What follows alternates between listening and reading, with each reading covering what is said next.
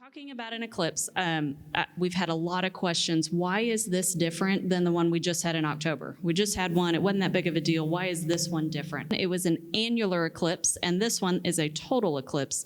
It all has to do with the rotation of the moon in orbit. How far away is it from the Earth? So the annular eclipse, the moon was further away from us. It did not completely block out the sun, whereas the one coming in April, the eclipse on April 8th, the moon will be in orbit closer to the Earth, and so it will completely cover the sun. So we'll have those few minutes of totality. We'll talk about the timing here in just a few minutes, but the sun will be completely blocked out for a period of time. So it's going to start in the bottom left-hand side of your screen and go up, starting across Mexico, and then as you can see, it slices right through the middle of Texas and then goes up through the middle of the United States. Then the yellow lines will experience totality. Anything on the outside of that, further out, we'll experience some percentage of that, but it will not be to the same extent as it will be in between.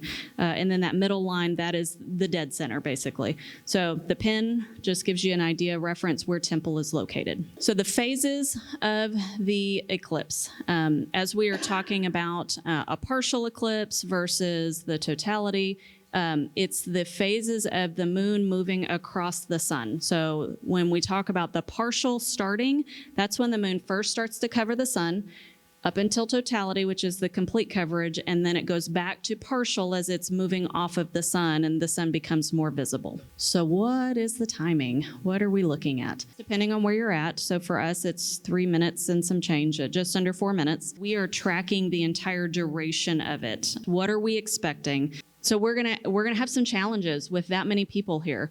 The biggest thing that we're concerned about is traffic. So if you can imagine, you take 35 on a Friday night of a holiday weekend and you amplify it. It's gonna be crazy. There's gonna be a ton of people here. So we fully expect that there will be a lot of people who maybe don't get to their destination, maybe they're not aware, and it starts to happen, and they're gonna pull off on the side of the road. Whatever road they're on, they're gonna pull off on the side of the road to watch it. They'll get out, potentially just walk away from their vehicle, but they're gonna wanna watch it. Well, then the right-of-way is gonna fill up. Then they're gonna stop in the middle of the road. So we're looking at our major arteries coming to a complete standstill for a while. If you can imagine 35 not moving. Not like there's a wreck and it's moving really slow. No, nobody's going anywhere. Hope you went to the bathroom before you left. Nobody's moving. We have a lot of major arteries in Temple. We have great road structure for that. But still, we don't have the infrastructure for that many people yet. So lots of concerns with that. The other big one that we have concerns about are the cell phone towers. So visited with a fire chief in Belton about the 4th of July parade. We have the same parade every year. We have about the same number of people, pretty consistent. This last year, they experienced some outage problems. Normal parade, normal event, normal people coming. Still had inundation of the towers. Had too many people who were probably trying to live stream or watch some videos or whatever they were doing. That's overwhelming the cell towers, and so people couldn't make phone calls. Well, that's a little scary, and we think about the AT&T outage we just had, and a lot of people couldn't use their cell phone, and they're like, well, what do we do? How do we get a hold of 911? Or I can't reach grandma, and how does that work? Well, we want to encourage you now to start thinking about how would you reach 911 if you were having an emergency. So think about texting. We have the ability to text 911 in Belk County. It's a great option. Text messages are much more likely to go through than a phone call. It has to do with the size of the data package and all of that, but it's much more likely to go through. Other options are Wi-Fi calling or wireless calling, as well as landlines. So of course, I usually get some laughs when we start talking about landlines, because how many people have a landline in their home anymore? Some messaging on what we want y'all to keep in mind as we're getting closer. Do your grocery shopping a little early. If you can, go the Wednesday, Thursday before. We don't have the expectation like winter storms and things like that a couple years ago where the trucks just couldn't get to the stores to restock the shelves. They can get there, it's just gonna take a little bit of time. We have talked with Walmart and H-E-B distribution, both of them. They are going to, how they kind of view weather preparedness is they do a little upstocking. They keep some more things in the back. They have a truck ready to offload. So they will have more resources available to keep the shelves stocked. but we also don't want you to panic buy. Please don't make a run on the toilet paper. I promise it'll be a short duration. Toilet paper, bread, water, milk. Go and buy the essentials, do your normal grocery shopping, fill your gas tank up. So we expect fuel shortages with some gas stations, especially the ones that are right on a major artery, major roadway. Those will probably get a lot of visits from the high number of vehicles that we're going to have here. So think about filling up your tank ahead of time. Go get your medications refilled if you're due. Think about your animals. Do you need to buy dog food? I have to get dog food on my way home. I thought about that on the way here. Do you have meds for your dogs or your cats or whatever your fur babies are at home? Thinking about what can you do so that you don't have to go anywhere on that Monday, if at all possible. You may not have a choice with your work if you are required to be in your office or whatever it is that you do for a living. You may have to go to work, and we understand, and that's great. We want to keep all those services running that we can. But if you don't have to go out, it would be best if you could stay home. Even to the point of maybe rescheduling if you have an appointment for something that day. Think about trying to move that. Be patient. So it's going to be a little crazy for just a little bit. We fully expect people to start coming in Friday, making a long weekend of it. Between the investigations we've done on hotel chains and RV parks and Airbnb, they're all booking up. Like they really don't have any availability left. I know we spoke with a popular hotel chain locally, and she said that they had a 3-night minimum, prepaid, booked up. And that's what they're seeing. All of the hotel chains, the popular chains, they're booking up. They didn't have anything available. But we've also seen that people are also booking Monday night.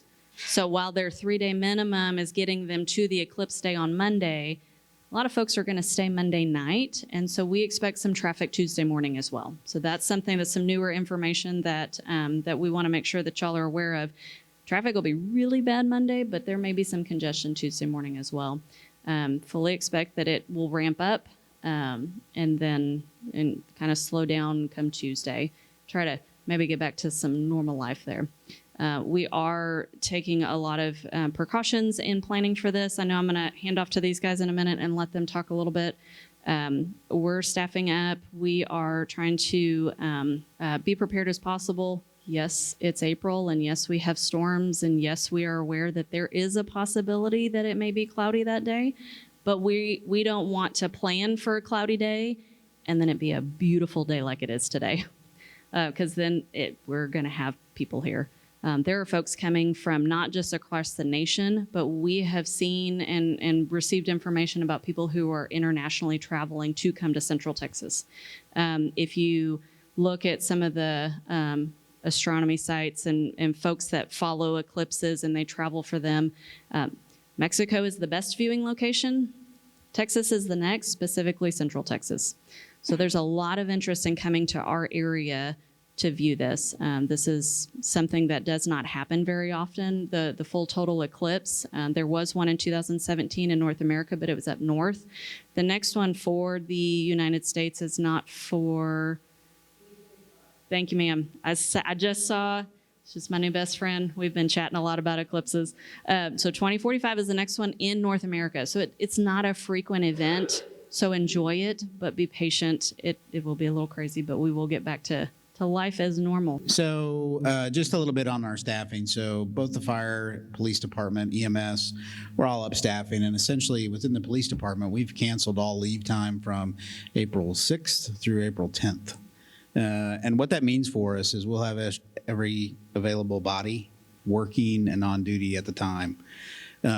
We use a risk stratified model for dispatching, which is run by the Bell County Communications Center, which means those most life-threatening things get taken care of first. Those are priority dispatches. We use a scale of 1 to 4. And so we've been asked a lot about parking. Parking is way down here. And if we're going to have 1 million people, we know we're going to have some parking issues. Doesn't mean we won't get to them. We'll get to them when we can, but our first priority is protection of life and service for folks. If your population is going to increase 2 or 3 times and you're already a fairly busy population of about 103,000 people we are in Temple. And you have your normal daily calls for service load. If you add 2 to 3 times the population, you can just do the rough math and know we're going to have twice or 3 times as many medical emergencies. We know we're going to be busy. And the one thing I would tell everybody, this is a great time to practice preparedness, right? So this is a planned event that we all know is coming. So if finances are strained for you, start early in getting, if I need to get a case of water, maybe you can pick up one this week. And then about 4 to 7 days out, you're going to want to do your normal shopping. We anticipate has anybody ever been to the Crossroads for the 4th of July fireworks display? Anyone? By show of hands, a couple of people. So the analogy we've been using, which I think is a great one, is everybody comes in slow and easy and at their own pace, and it fills up.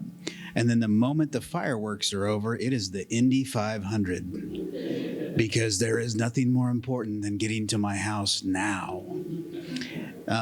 We anticipate a little bit of similarity. So we think folks are going to come in Friday, maybe even Thursday night. Folks will start to trickle into town, and as we get closer day by day to the event, we think we're gonna reach some pretty full occupancy rates, which means restaurants, fuel, those normal conveniences that we take advantage of are going to become less and less convenient. So if you can, we would just suggest, if you don't have to be on the road, and I would even go so far as to say Sunday into Monday, if you can stay at home, barbecue at home, have fun at home, that's probably going to be the best way to do this. If you do have to be out, we would just ask you to be patient, because it's going to be busy, and getting around town is going to probably be fairly challenging. As I stated, we're going to have officers all over the city, some in 2 officer cars, some in single officer cars, and we've developed a pretty good plan that'll allow us to kind of cascade downward if it's not as big of an event as we think it's going to be, or to have additional resources. Since this is covering so much of the Texas region, generally if we had an event, we would call on other people to help us. Well, they all have the same event. So there's really nobody else to call for the most part. All emergencies develop locally and end locally, but we've got a really good plan. We've got a really good team. Jennifer's done a phenomenal job pulling all of Bell County together. So we're hopeful that it's just 4 days, less than 4 hours, less than 4 minutes of just some inconvenience. But we would ask you to be incredibly patient as we navigate through this together. As Chief Reynolds said, we are upstaffing. We'll have every available vehicle on the road in the fire department. EMS is doing the same thing. They're actually bringing in some ambulances from outside the area to help staff up around here. One thing you will see in the fire department, you will not see as many of the big red trucks out on the road. We'll be using some smaller vehicles to get around. Again, we're thinking that the traffic is going to be our big challenge, as well as the call volume, and so we'll be staffing a lot of our smaller pickups and other staff style vehicles to make medical responses and respond to people's homes so that they can get through that traffic a lot quicker. Obviously, one of our big ladder trucks does not make it through traffic very well. And so we are planning for that. Again, I think patience is the key word here for this whole weekend and event. There's several things going on in the county. I mean, obviously, that is the first weekend of April, and so we'll have First Friday downtown. Expect it to be crowded. As people are coming in and traveling in, again, we're going to triple our population or double our population. They're not going to have places to cook and stuff, so they're going to be at the restaurants. So if you choose to go out that weekend, expect a very long time probably to get to your favorite restaurant or to get food. And so, again, patience is going to be the key. One question we've been asked a whole lot by groups is, well, what if this is like Y2K? How many of you guys remember Y2K? Okay, so we did a lot of planning, a lot of build-up. I was actually on duty. I was an engine captain at that time, and I remember for us it was a big, really nothing. It was kind of like a normal day for us. But it could be that way, and we're hopeful that it is. But we want to be planned in case it's not that way, and it is a larger event. That's why we're out talking to folks. We're not trying to panic anyone or scare anybody. We just want to make sure that you're prepared in case the worst does happen. Now, so that's kind of best case scenarios. It kind of ends up like a Y2K. And I think that that would probably be the case if, like Jennifer said, we have storms in the area and we're very overcast or stormy that day. Folks are going to leave. They're going to want to see this thing. And so they're going to travel away from here. Now, what's worst case scenario? Okay, so this is also going through Dallas, and Dallas is going through the same thing we are, and they're a lot bigger. If Dallas is stormy and we're not, where's everybody going to go? So they're going to start this way. And so that is kind of my worst case scenario, or my worst nightmare, is that everybody's going to try to get down here to where it's clear weather. And if you think about it, in the spring, Dallas gets hit with a lot of storms throughout the springtime, and a lot of those skirt us and miss us. So it's a very real possibility. And we are trying to take that into account. But I think that's probably going to be our worst case scenario there, is something along those lines. So we'll be watching the weather as well as watching folks come in and the traffic and all of that.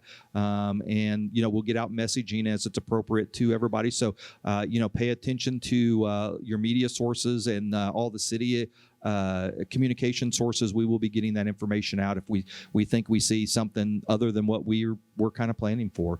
Okay, so the last thing that we want to talk about is some eye safety. We've received a lot of questions about what is proper eye protection.